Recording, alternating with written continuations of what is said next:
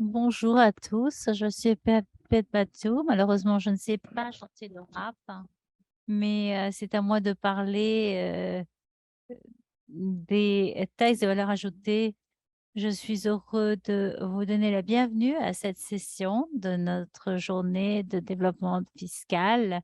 Nous allons vous mettre à jour sur notre travail avec les économies en voie de développement. Nous allons voir ce qui s'est passé, les dernières années et nous finirons avec, des idées sur l'avenir. Aujourd'hui, je vais être accompagnée par un panel de collègues distingués, d'autorités fiscales et d'organisations, sœurs. Je vais vous les présenter au fur et à mesure que nous avançons, sur notre session. Alors l'aperçu que vous allez voir aujourd'hui sur, sur, votre écran, c'est un aperçu du travail de l'OCDE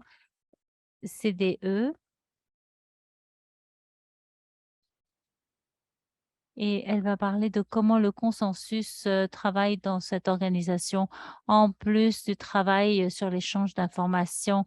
Dans, le centre de ce travail, nous voyons, des solutions basées sur le consensus pour résoudre, des problèmes communs. Vous voyez ici dans l'écran. Ces solutions sont développées à partir de processus inclusifs avec la participation active de toutes les juridictions intéressées et toutes les organisations intéressées, qu'il s'agisse de l'OCDE ou autres. Bien entendu, la mise en œuvre de ces solutions est ce qui compte le plus et cela est, soutenu par, des initiatives de renforcement des capacités que l'on voit en bas de votre écran à droite. Ces initiatives, sont souvent multilatérales, telles que des ateliers d'apprentissage électronique et des boîtes à outils pratiques. Cela est complémenté par, des initiatives de renforcement des capacités. C'est alors, vraiment le focus de notre travail et cela arrive surtout parce que nous appelons, de l'assistance technique qui a surtout, se focalise surtout sur, le commerce numérique. Cela se fait en partenariat proche avec d'autres organisations internationales et régionales, mais pour, garantir, une efficacité régionale et aussi bien entendu pour garantir que les perspectives régionales soient prises en compte.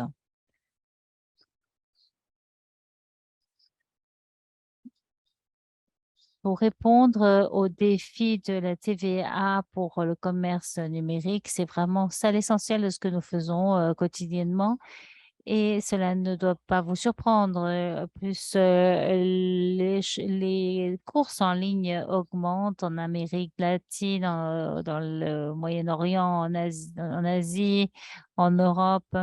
On voit que les ventes du commerce électronique, sont en pleine croissance, même si on voit qu'il y a quand même une base plus petite, comme on le voit à droite, dans chacune des régions que vous voyez ici sur ce tableau. Vous voyez que la quantité absolue de volume impliqué sont plus qu'importants pour, justifier la rétention de la part des, directeurs des impôts.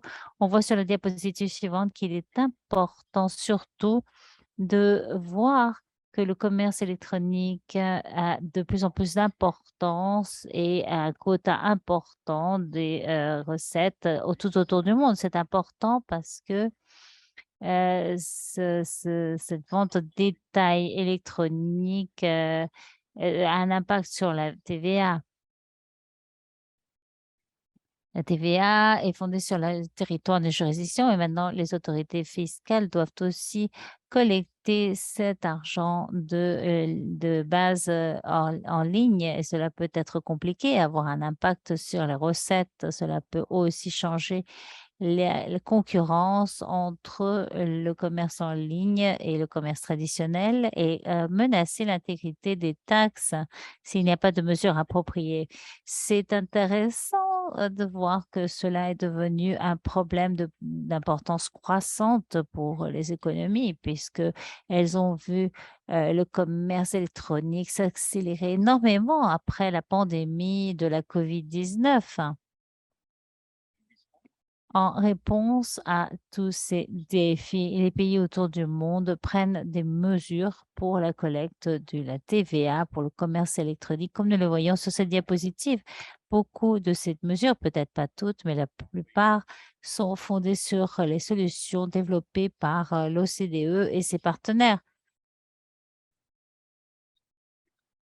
Nous sommes en train d'arriver au seuil magique des 100 pays qui ont mis en œuvre les réformes basées sur ces solutions. D'autres sont en processus de mise en œuvre. Comme vous voyez, la plupart sont des pays qui ont pris des mesures pour répondre à ce défi.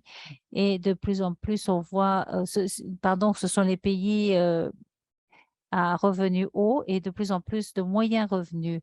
Et ceux à bas revenus sont surtout en manque de capacité. Ce sont les pays qui doivent faire, qui doivent être, disons, les plus importants pour notre travail à l'avenir. Maintenant, je donne la parole à Daniel Alvarez, qui est le spécialiste senior au groupe de l'OCDE. Depuis plusieurs années, il fait partie de notre projet pour développer des boîtes à outils qui deviendront clés pour nous. À vous, Daniel. Merci, Pete, de votre invitation et de cette présentation. C'est un plaisir d'être avec vous aujourd'hui. Les défis mondiaux exigent des solutions mondiales avec une portée mondiale. Et nous avons de bons exemples.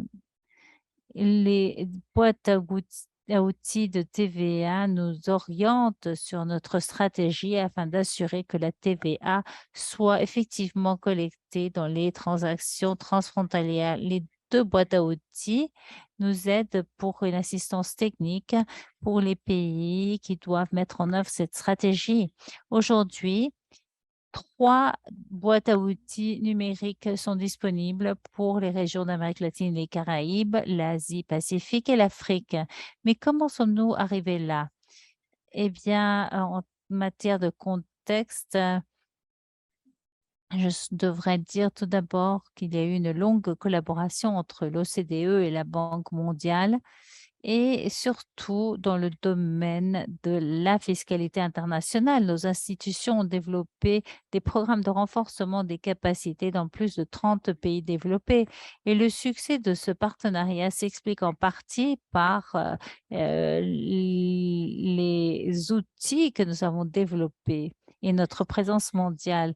Dans ce contexte, l'OCDE et la Banque mondiale, en partenariat avec de partenaires régionaux, tels que, par exemple, pour l'Amérique latine, les Caraïbes, la Banque de développement d'Amérique latine, ainsi que la Banque de développement asiatique pour la région d'Asie et de même pour l'Afrique. Nous avons réuni nos forces pour développer ces outils pour répondre aux défis de l'internationalisation et numérisation du commerce. Ce cadre a été surtout suivi sur 3 points.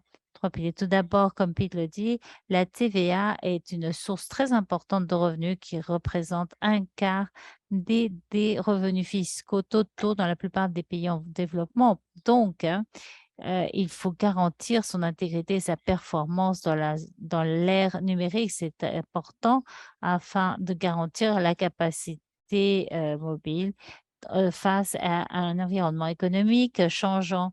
Et deuxièmement, plus que jamais, les défis fiscaux exigent une, une coopération régionale.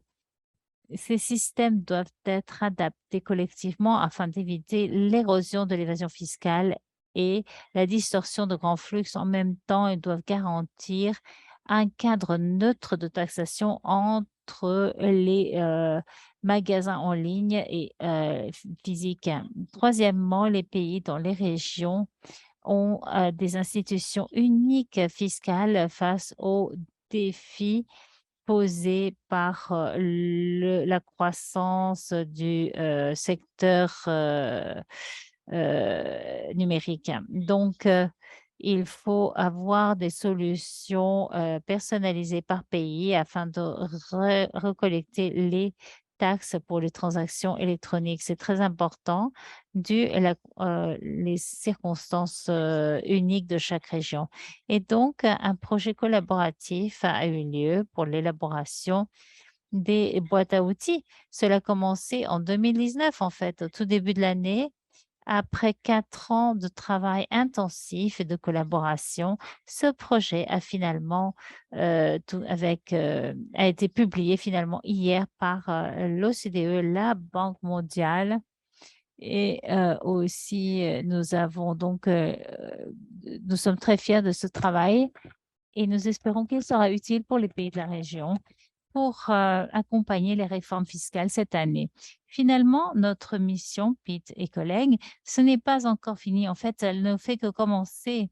Notre mandat mondial de soutenir les réformes fiscales, eh bien, la Banque mondiale soutient les pays de différentes régions afin de réformer leur système de TVA et dans certains cas, pour mettre en œuvre des stratégies pour faire face aux défis du commerce numérique. En particulier, il y a plusieurs activités dans les pays latino-américains et des Caraïbes, africains et même en Afrique du Sud qui soutiennent ce travail quant à affronter nos défis. Les boîtes à outils et l'orientation de l'OCDE va continuer à être ancrés nos efforts. Nous sommes heureux de garder les engagements de nos pays et la collaboration. À l'avenir, l'économie numérique ne s'en va pas et donc notre action collective est nécessaire pour l'avenir. Merci Pete, merci chers collègues. Merci Daniel pour cette mise à jour excellente de cette intervention. Et maintenant, je voudrais vous remercier à nouveau pour une excellente coopération avec le projet des boîtes à outils. Ça représente un défi, ça a été un long travail et un projet très intéressant. Il n'y a pas eu de sang ni de larmes, mais beaucoup de sueur. Ça a été difficile, mais cela a été aussi très amusant. Nous sommes très heureux d'avoir fait ce travail avec nos partenaires. Nous sommes réellement très fiers du résultat de ce travail. Et aujourd'hui, c'est un jour de célébration puisque nous venons de lancer l'édition africaine de la boîte à outils hier. Donc, avec le groupe de la Banque mondiale et la TAF, je suis donc ravie de donner maintenant la parole à Emeka Nwanko, qui est directeur de l'unité des taxes domestiques de la TAF. Et elle va donc nous présenter de la boîte à outils pour l'Afrique. À toi, Emeka. Merci, Pete. Merci, Daniel. C'est excellent de vous voir à nouveau. Merci. Et je m'excuse de Mary Bain, la directrice. Elle était censée être avec nous aujourd'hui pour s'occuper de cette session. Malheureusement, il y a eu un besoin différent. Elle n'a pas pu venir avec nous. C'est la secrétaire exécutive adjointe de la TAF, mais c'est moi qui la représente, Mary Baines. Alors, comme vous l'avez dit, cela a été vraiment un travail difficile, mais ça a aussi été très intéressant. Nous avons beaucoup appris. Alors, tout d'abord, quels sont les points principaux de la boîte à outils? Tout d'abord, il s'agit d'un manuel en détail pour les juridictions africaines euh, qui parle et c'est aussi un système de conformité pour les différentes transactions. Ces toolkits ont encore beaucoup à faire pour la région africaine et pour nous assurer que cela a lieu, eh bien, nous avons passé par un processus de consultation dans les différentes juridictions africaines et il y a eu beaucoup donc de travail avec différentes étapes de mise en œuvre. Cela En faisant cela, la boîte à outils, en fait, s'est assurée d'être, importante pour qu'elle inclut les meilleures pratiques internationales et elle répond aux péculiarités du continent et cela nous offre donc un fondement important pour, le continent.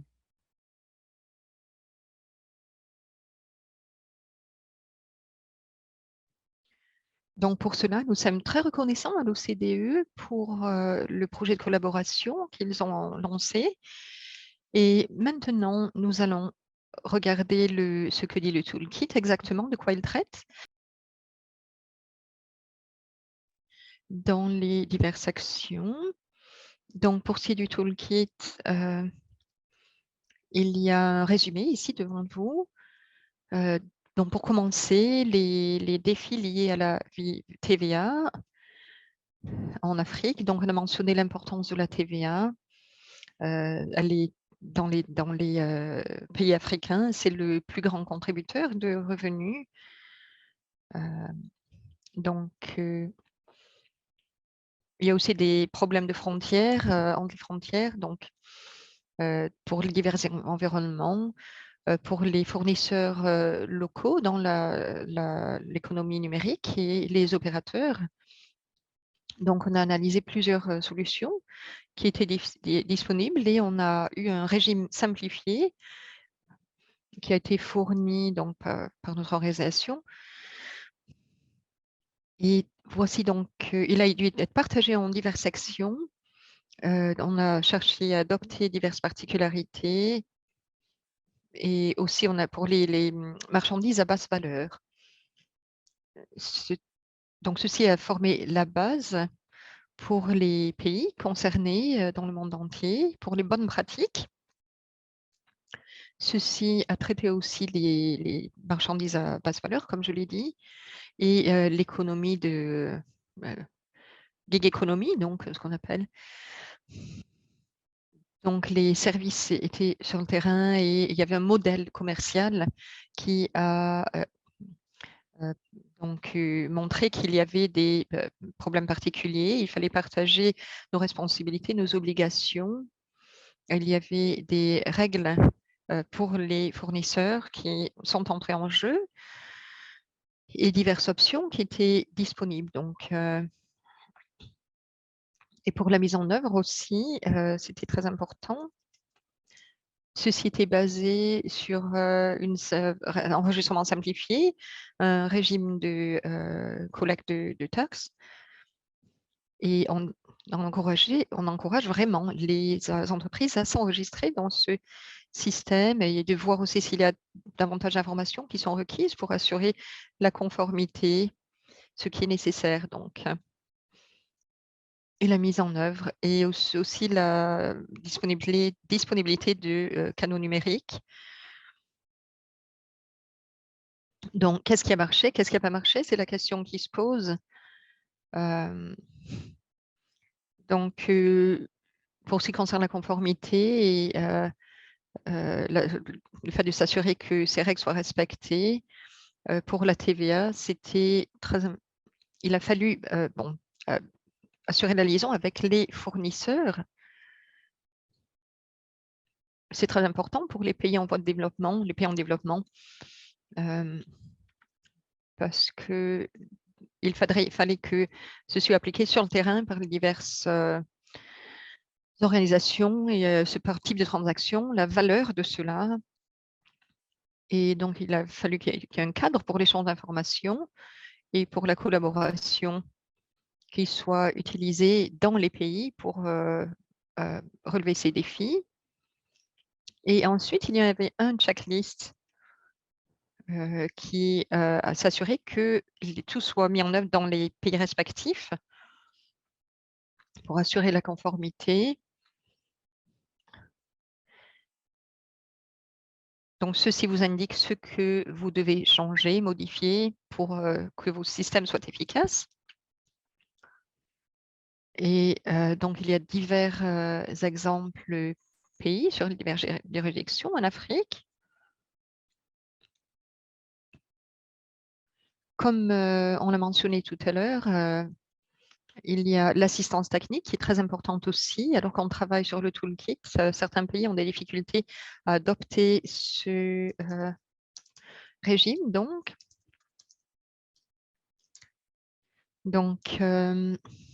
pour les divers pays, bon, on essaye vraiment de faire en sorte que ceci soit appliqué sur le terrain. Voir si la législation a été appliquée, les progrès qu'il y a encore à faire et par rapport à la TAF, on a travaillé avec 10 pays africains pour voir exactement comment les aider et comment les soutenir pour que les pratiques, les bonnes pratiques et les pratiques mondiales soient cohérentes.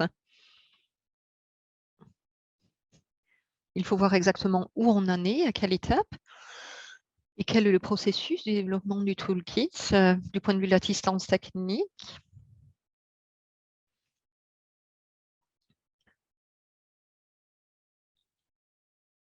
On a demandé à l'orateur de ralentir un petit peu pour de nous aider dans notre travail en tant qu'interprète, tous et toutes.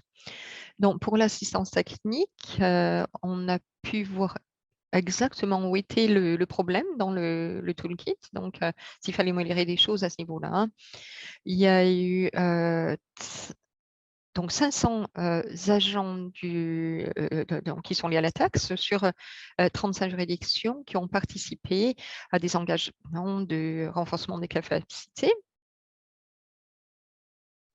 Donc, c'était une ressource, bien sûr, pour l'assistance technique, mais il a fallu qu'il y ait les canaux appropriés qui soient disponibles pour avoir le feedback, pour s'assurer que les juridictions puissent progresser. Un exemple est la consultation avec la communauté commerciale des entreprises. Donc, on s'est concentré sur le toolkit, mais sur les pays qui ont mis en place ce régime. L'OCDE s'est engagé à ce niveau-là sur tous les pays concernés. On a donc publié des plans qui devaient être mis en place pour la collaboration et ceci visait à assurer la conformité pour la plupart des régimes. On a pu aussi travailler avec les pays sur des questions particulières pour le renforcement de la capacité, pour s'assurer que les fonctionnaires responsables du taxe puissent faire leur travail dans les diverses juridictions. Pour renforcer aussi l'engagement, il y a eu aussi des stagiaires qui ont été formés à ce niveau-là, au niveau du gouvernement, pour aussi faire lancer des événements de formation qui participaient aussi. Et on espère poursuivre cet engagement avec les divers pays. Il faut s'assurer qu'il y ait la cohérence pour les bonnes pratiques, premièrement. Et deuxièmement, bien sûr, cette conformité est volontaire. Il faut faire en sorte que ce soit facile de le faire. Et troisièmement, la collaboration internationale est très importante aussi. Ces 3 éléments sont les éléments principaux qui ont été mentionnés par les divers pays, qui étaient très importants selon eux. On apprécie le travail de l'OCDE et de toutes les organisations impliquées dans ce projet concernant la TVA. Merci beaucoup. Vous êtes très bien débrouillés, non seulement pour parler du toolkit, mais du processus. Donc, pour l'avenir aussi, comment il peut être utilisé. Oui, il y a même le soleil qui est ici. Nous l'apprécions beaucoup. Voilà, ça ne sera pas pour ce jour, mais bon, voilà, beaucoup de choses positives. Je souhaite aussi remercier tous nos collègues de l'ABFD qui ont collaboré avec nous et tous nos partenaires pour effectuer la recherche sur les régimes de TVA en Afrique. Et je souhaite remercier particulièrement Fabiola Admature de l'ABFD et John Aftou de Centre de recherche sur la TVA de la BFD aussi. Et on vous remercie beaucoup pour votre soutien vraiment énorme qui nous a aidé à faire notre travail pour harmoniser les divers systèmes de TVA en Afrique. Je souhaite remercier aussi la TAF pour ce parcours qui a été le nôtre. C'était fascinant, c'était très intéressant de travailler ensemble et on a hâte de travailler, de collaborer, continuer à collaborer. Je vais maintenant voir ce qui est sur le programme.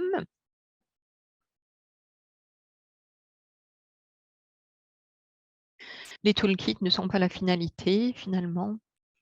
Ils soutiennent l'assistance technique. Ils permettent de travailler ensemble sur les divers systèmes, la mise en œuvre des réformes liées à la TVA par rapport au commerce électronique. Donc, cette diapositive traite de l'approche de l'OCDE par rapport à l'assistance technique. Il y a donc 3 niveaux d'assistance. Donc, le premier niveau, ce niveau d'assistance technique couvre des capacités multilatérales par des ateliers, des événements de formation qui parlent de certains aspects de la politique de la TVA et de l'administration de la TVA ou sur certaines régions, etc. On a eu 20 événements en 2022 avec 180 pays. Et ce travail, bien sûr, se poursuivra en 2023. Pour ce qui est du niveau 2 et niveau 3, celui-ci est en fait par rapport à une assistance technique personnalisée pour fournir une assistance sur les caractéristiques particulières du commerce. Et il y a certains éléments de réforme qui sont plus complexes que d'autres. Donc, on souhaite fournir des systèmes disponibles aussi par projet. Ceci comprend la conception des politiques et des décisions, de la mise en œuvre des systèmes, des exigences par rapport au système, d'informatique, des stratégies, etc. Et l'un des exemples principaux de ceci est l'Égypte, qui est le plus grand marché de commerce électronique, qui a été utilisé comme projet pilote pour le niveau d'assistance 3. Je suis rejoint ici par son excellence Rahim Mohamed, qui est le directeur de la politique de la taxe en Égypte. Et donc, il va parler un petit peu du parcours de l'Égypte.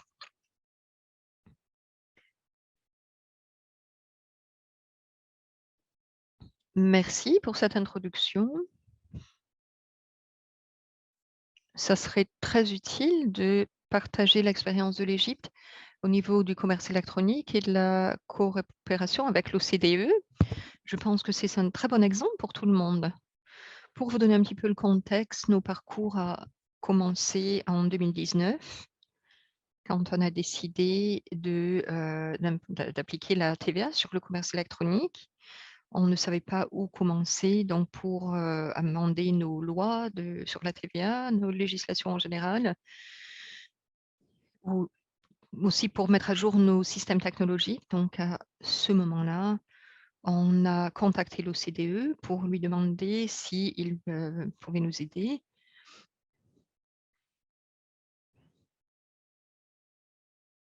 Avec l'OCDE, on a pu progresser et élaborer les exigences point de vue de la législation. On a eu un dialogue interactif, des consultations diverses avec la communauté. Aussi par rapport au règlement exécutif, on a, passé, en revue toutes les diverses mesures qu'il fallait entreprendre pour la consultation publique et on a établi des lignes directrices pour le commerce électronique, qui est maintenant, on espère qu'elles seront, elles entreront en jeu, on espère en juin cette année, que tout sera mis en place, pour ça. Donc, je vais donner un exemple de la coopération qui a eu lieu avec l'OCDE, où l'orateur a, son téléphone, oui, il s'excuse. Heu, J'aimerais, moi j'appelle ceci la règle d'or pour l'assistance parce que donc, l'équipe TVA était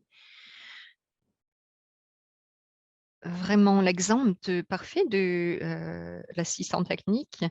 On a bien sûr renforcé les capacités, mais on a aussi partagé le savoir-faire avec l'équipe, mais le renforcement des connaissances a commencé au moment où l'équipe a été engagée, au service, des politiques. On a, parlé de cela et on a coopéré. On agit de façon coopérative, on a beaucoup coopéré avec toutes les diverses équipes et ensuite on a eu des réunions conjointes avec tous les services et l'OCDE qui nous ont donné le sentiment que notre capacité avait déjà augmenté, depuis le départ et on savait exactement ce qu'il fallait faire.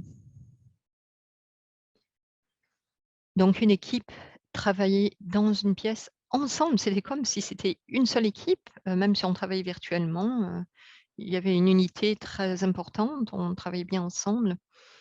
Heu, Bien sûr, les pays en développement ont besoin de ceci, la renforcement des capacités réelles a commencé, non au moment où on a des rapports, de la formation, et cetera, de les laisser là, mais il s'agit de faire en sorte que les experts soient là avec nous pour nous aider. C'est la façon dont on peut transférer les expériences et le savoir-faire.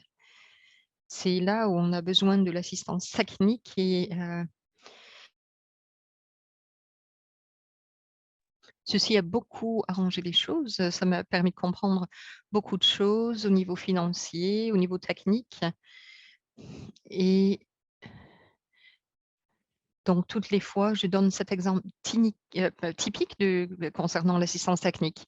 Donc c'était notre expérience et elle était très positive donc et dans 3 mois, on espère lancer, ce programme et on remercie Anna et Piet, enfin tous nos, heu, les personnes concernées, elles le savent et ça a été très réussi et on a hâte de vraiment continuer à travailler avec vous pour poursuivre cet effort.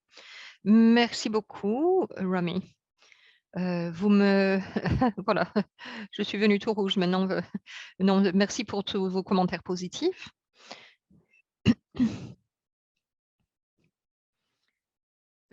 Par rapport à notre expérience avec l'Égypte, qui peut s'appliquer à d'autres participants, bien sûr, à cette session aujourd'hui.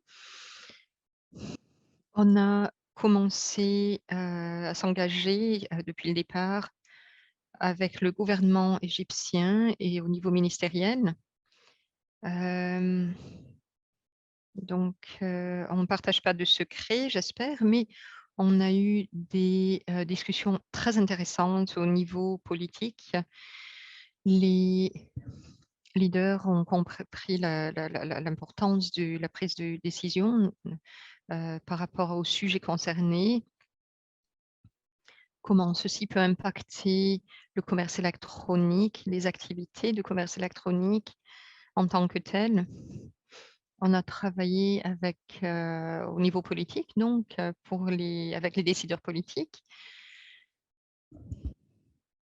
pour voir donc aussi avec des plateformes, étrangères, heu, voir comment ceci fonctionne dans le domaine de la conformité et on a montré que les niveaux de conformité étaient très hauts quand les réformes sont en place au niveau de l'OCDE. Bon, quand on respecte les normes de l'OCDE, c'est une expérience très positive pour nous et aussi pour l'Égypte et j'espère que ceci sera utile à d'autres pays. On est très heureux d'assister si besoin, s'il y a un intérêt, donc les pays concernés, les organisations concernées pour orienter les politiques, non seulement la technicalité, l'aspect technique, etc. Quelquefois, les politiques sont un petit peu sensibles, c'est difficile donc pour les économies. Donc, on est toujours heureux de vous aider à ce niveau-là.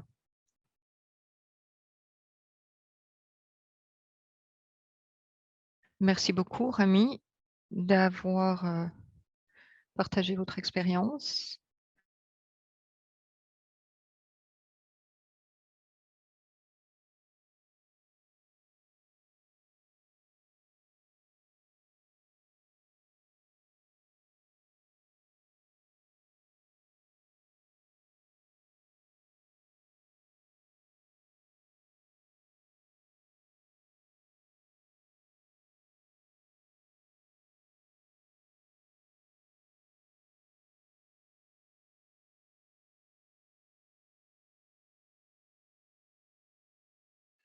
To support this reform. And I'm delighted to now give the floor to Ms. Sawalak Bunayem, who's a tax economist in the revenue department in Thailand, who will update us on the results of Thailand's reform. And I'm very grateful also for Sawalak to join us despite the time difference. And I'm looking forward to hearing your updates, Sawalak. The floor is all yours. Hi, Pierre. Thanks very much for having me here today. I'm very happy to sharing our experience on the implementation of VAT on cross-border electric services, or we can call the VAT on e-services in Thailand. So as you said, like I have a little bit number to update that we start using the new scheme on the 1st of September 2021. So now it's over 15 months. We have 145 non-resident company registered the VAT in Thailand. So the revenue generated from this new scheme amount to around 8.9 billion Thai baht, or approximately 267 million US dollar, quite a lot. So before we launch this regime or this reform, we learn, or we have done so many talks. The first one we learned by ourselves. As you can see from on the right of hand side of your screen, because we start learning this reform in 2017. So we follow the OECD guideline and we Je m'excuse, je ne sais pas pourquoi Zoom change automatiquement la direction de la chaîne quand je change de son. Je m'excuse. Alors, revenant à ce que Madame dit, nous avons donc publié aussi le mécanisme de l'OCDE pour la collecte effective de la TVA.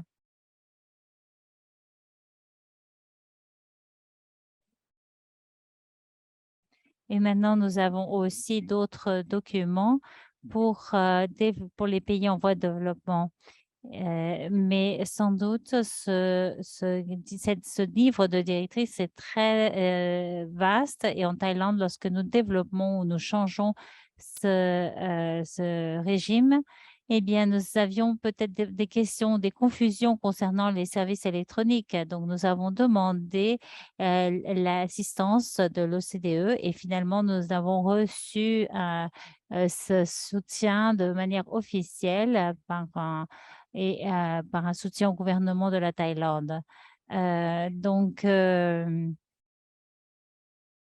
nous avons aussi changé la définition des services électroniques, ou une certaine définition qui nous a aidés. Nous souhaitons dire qu'il y a 2 succès clés pour cette réforme. Le premier, c'est comment assurer que le système pour enregistrer la TVA et pour la collecte des taxes de commerce électronique, c'est bien simplifié parce que les contribuables qui ne payent pas la TVA, disons seulement pour leur juridiction, mais doivent aussi présenter la déclaration de la TVA. Et donc, en Thaïlande, nous avons demandé leur coopération et nous avons travaillé avec les contribuables. Nous leur avons demandé comment le système de leur pays et le type d'information dont ils avaient besoin pour alimenter leur système. Donc, nous parlons de standards internationaux. Ah, nous avons perdu le son de Madame Sao-Walak.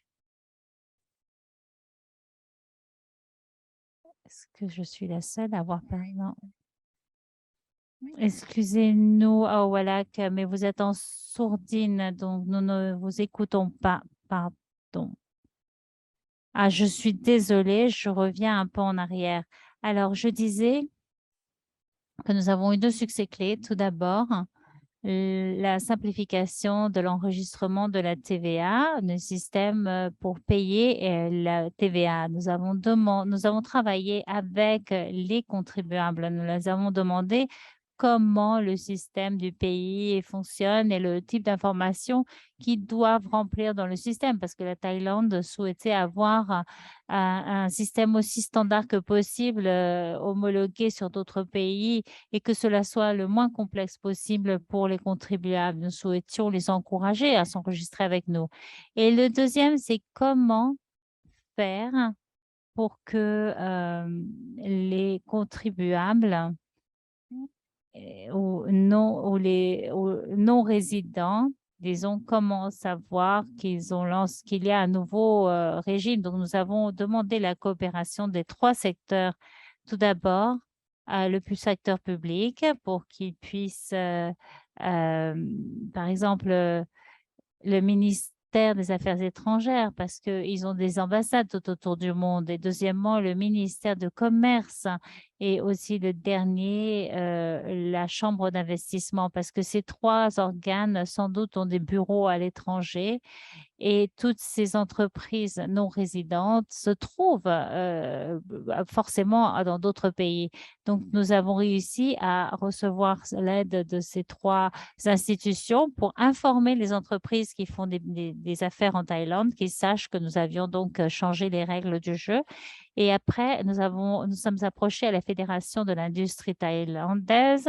Nous les avons informés sur le nouveau régime et nous leur avons demandé de communiquer cela à tous leurs partenaires pour les encourager donc de suivre les règles. Et le dernier, le très important, c'était aussi de communiquer cela aux entreprises non résidentes s'ils ont des filiales en Thaïlande. Alors, nous les avons contactés par le biais de leurs filiales et s'il n'y avait pas de filiale, eh bien, alors nous envoyons des emails directs et nous leur disons directement, eh bien, le 1er septembre 2021, nous allons lancer ce nouveau régime et nous aimerions que votre société participe de ce régime.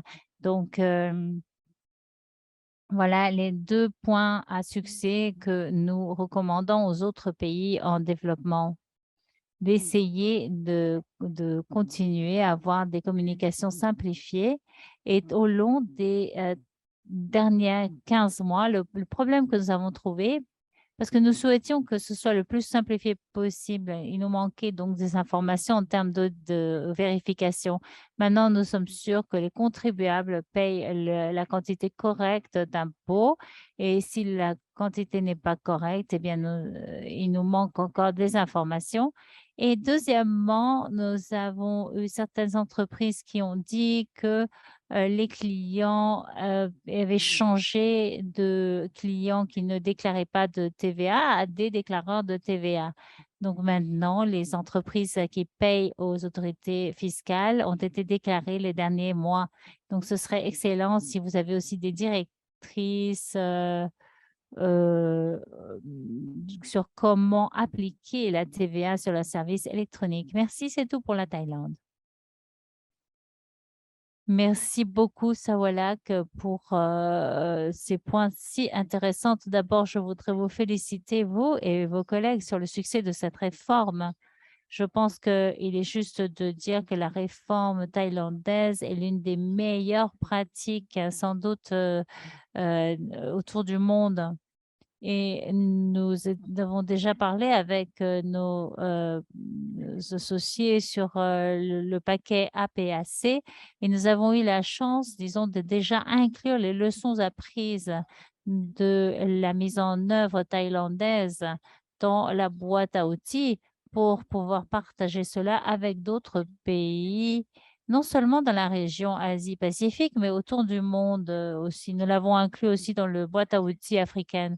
Donc, félicitations et merci de partager votre expérience non seulement aujourd'hui, mais aussi dans la préparation des boîtes à outils. Et je voudrais aussi souligner l'importance des revenus, des recettes que vous avez pu collecter depuis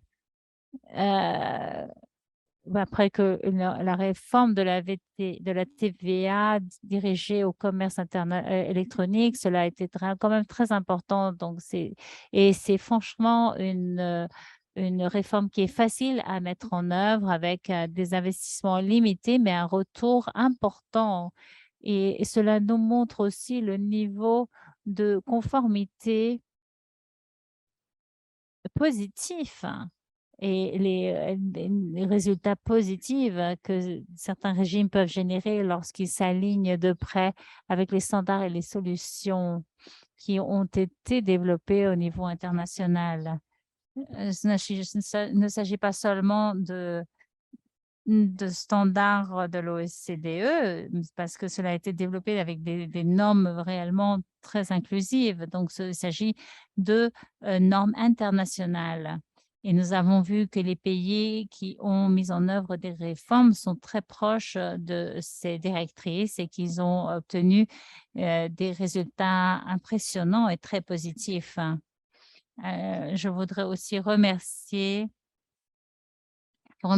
pour signaler le besoin de travailler dans l'accompagnement de la mise en œuvre pour les pays dans la capacité de mise en œuvre. Mais cette remarque n'était pas planifiée et en fait, c'est une excellente transition pour notre diapositive suivante qui souligne l'une des priorités pour notre programme actuel de programme et qui s'aligne sur l'avenir, qui parle donc des autorités fiscales et qui montre donc la conformité. Nous avons investi beaucoup de temps et d'efforts au développement de normes et de solutions qui sont efficaces pour la collecte de la TVA sur les activités et pour rendre les choses faciles à faire. L'accent maintenant est mis sur les pays pour les aider à mettre en œuvre ces solutions et nous aidons aussi les pays à mesurer les niveaux de conformité dans la mise en œuvre ainsi que d'autres stratégies et aussi pour lutter la non-conformité à la TVA dans le commerce électronique ou numérique. Ça, c'est tout simplement une activité économique comme toute autre activité économique. Et donc, comme pour toute autre activité économique, eh bien, il nous faut assurer donc voilà l'application de la loi. Et le travail que l'OCDE développe déjà dans cet espace comprend l'échange d'informations et de renseignements sur les patrons de risque. Quels sont les patrons de risque principaux que l'on observe dans l'application de la TVA au commerce numérique? Et nous regardons les stratégies, l'importance des données dans ce contexte pour voir les proportions de l'efficacité, aussi de la collecte de données. À nouveau, nous nous centrons sur l'efficacité, sur la proportionnalité et nous examinons aussi les stratégies fondée sur les traités, ce qui nous présente des opportunités pour renforcer l'échange et toute autre coopération administrative dans le domaine de la TVA. Comme vous le savez, dans le passé, nous sommes surtout centrés sur un échange d'informations et la coopération administrative en matière d'impôt sur le revenu. Et les pratiques communes, disons, dans l'échange administratif d'informations, mais cela a été moins développé. Donc maintenant, nous nous centrons sur l'amélioration de l'utilisation des pays, des bases juridiques pour l'échange d'informations au niveau corporatif et administratif dans le domaine de la TVA. Nous ne sommes pas en train de réinventer la roue. Il ne s'agit pas de quelque chose de spectaculaire dans le domaine de la TVA, mais nous examinons les opportunités que les pays ont déjà pour collaborer dans le domaine de la TVA et dans le domaine de lutter contre la non-conformité à la TVA et nous assurer que les pays puissent profiter de ces opportunités.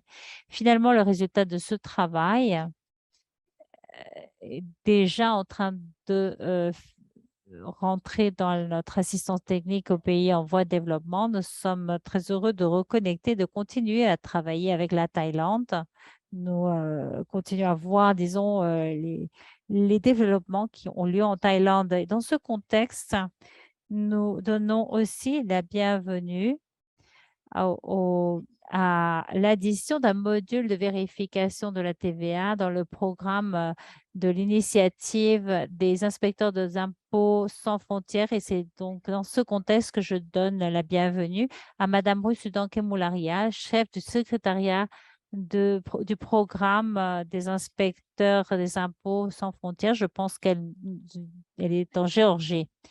Merci, merci Pete. Nous venons de lancer le programme sur la mise en œuvre internationale.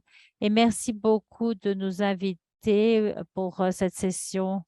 Je pense que c'est génial de pouvoir parler du progrès dans ce domaine et comment nos pays se bénéficient de ça. Je vais être très bref. Je pense que vous, sans doute, savez déjà qu'avez-vous entendu parler de l'initiative Inspecteur des impôts sans frontières, puisque hier, nous avons eu une session sur cela très brève. Il s'agit d'une initiative conjointe du PNUD et de l'OCDE qui aide, disons, les administrateurs fiscaux à donner des formations pratiques sur des cas relatifs à l'application des lois fiscales. Et nous avons aussi parlé des vérifications fiscales et je pense que maintenant, le programme TIWB a déjà 58 programmes de pays. Il a beaucoup de succès et le succès de ce programme est excellent.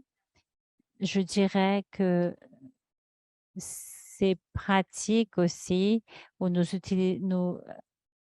apprenons en fournissant les programmes de TIWB. Je ne vais pas donc parler des autres domaines. Nous allons nous centrer sur l'expansion de l'initiative TIWA et de vérification fiscale de la TVA. Je pense qu'il y a beaucoup de potentiel pour les pays en voie de développement de se bénéficier de ce type d'aide dans ce domaine.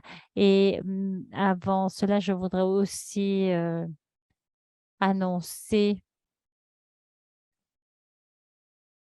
qu'il y a un impact sur le revenu de nos programmes. Nous avons mobilisé maintenant plus de 2 milliards de dollars américains. Il s'agit d'un programme de collecte de taxes autour du monde qui se centre surtout sur l'Afrique subsaharienne et nous fournissons aussi des services aux d'autres régions comme l'Asie, le Pacifique, l'Amérique latine, les Caraïbes, l'Europe de l'Est. Et notre initiative est surtout pour renforcer les capacités des administrations fiscales. Vous avez vu que notre travail était centré sur les taxes directes, mais maintenant, nous souhaitons aussi passer sur les caractéristiques pour aider les pays à mettre en œuvre les mesures standards de la TVA. dans les pays en voie de développement. Alors, comment travailler? Eh bien, nous allons envoyer des experts qualifiants à l'administration et nous allons revenir avec les auditeurs locaux pour réaliser les vérifications de la TVA sur le commerce numérique. Le programme va se centrer surtout sur la détection de la non-conformité et l'application de la loi contre la fraude dans les activités. Pour, euh, la conformité des contribuables fraudulents qui ont peut-être non pas vraiment de présence physique dans les administrations hautes. L'idée, c'est de recréer le modèle actuel et d'utiliser ce modèle pour aider les pays à mettre en œuvre de manière pratique les normes internationales et comment travailler. Eh bien, nous allons commencer avec certains programmes pilotes cette année pour voir comment nous pouvons aider et nous allons capitaliser sur les structures déjà établies et nous espérons que cela va avoir beaucoup de succès, que cet outil sera très intéressant pour les pays en développement. Nous voyons qu'il y a beaucoup de potentiel pour les pays en voie de développement lorsque nous parlons de vérification sur la TVA pour le commerce numérique. Je vais m'arrêter là. S'il y a des questions, eh bien, je suis là. Merci, Pete. Je suis là au cas où c'est nécessaire. Merci beaucoup, Rusudan. C'était très rapide, mais très complet. J'ai déjà vu quelques questions qui viennent sur la boîte à outils, sur la boîte de discussion concernant l'interaction entre le travail dont j'ai parlé tout à l'heure et maintenant l'initiative TIWB. Je suis certaine que vous avez déjà fourni les réponses à ces questions. Mais jusqu'à un certain point, et cela nous ramène à notre point de départ aujourd'hui, lorsque nous parlions du cercle vertueux de comment nous développons notre travail en développant des standards et les menant au pays pour une assistance technique et pour continuer dans le développement des standards, etc. Alors, j'anticipe certainement que nos initiatives de politique d'un côté avec la TIWA, etc., vont bénéficier de l'apprentissage des uns des autres, l'apprentissage du TIWB au fur et à mesure qu'il continue à croître, va sans doute alimenter les discussions et les débats entre les pays concernant ce que j'ai décrit tout à l'heure et le travail sur les pays qui ont besoin d'assistance pour l'application de la TVA dans le contexte du commerce numérique. Donc, j'espère des interactions très actives qui vont avoir lieu et pour le bénéfice du TIWB, mais aussi pour le travail de politique que nous avons. Je ne suis pas sûre si je peux dire cela maintenant, mais peut-être que je peux encourager les pays qui participent et qui écoutent la session d'aujourd'hui pour exprimer leur intérêt, si c'est le cas. Pour une assistance technique, vous verrez un lien à la fin de la présentation, mais sur l'assistance technique d'un côté et sur le travail de la TIWA d'un autre côté. Je pense que nous pouvons dire qu'ils peuvent commencer à voir comment nous pouvons assister. Absolument, Peter. Je pense que c'est un point excellent et bien entendu, c'est toujours très intéressant pour nous. Alors, nous sommes actuellement en train de développer TOY, c'est-à-dire que nous allons avoir des experts qualifiés et aussi de la part des administrations partenaires qui vont aussi participer puisque nous avons encore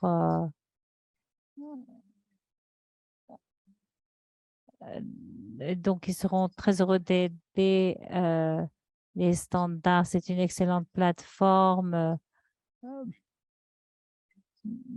pour cela. Oui, et tout cela a lieu au fur et à mesure que nous travaillons, donc c'est vraiment des nouvelles importantes, mais les pays peuvent exprimer leur intérêt, c'est fantastique. Et le cliché, c'est que le temps passe vite lorsque nous nous amusons et malheureusement, cela applique aussi à cette session puisqu'il ne nous reste qu'une minute. Je le vois ici dans l'horloge. Alors, il n'y a plus rien à ajouter. Je pense que nous avons encore des renseignements très importants qu'il nous faut partager avant de finir. Tout d'abord, pour vous encourager tous à lire les modules d'apprentissage et les opportunités de formation que nos collègues fournissent, pas seulement concernant la TVA, mais aussi d'autres taxes et d'autres disciplines, y compris la politique, l'administration. Alors, n'hésitez pas à examiner, disons, toutes ces formations disponibles.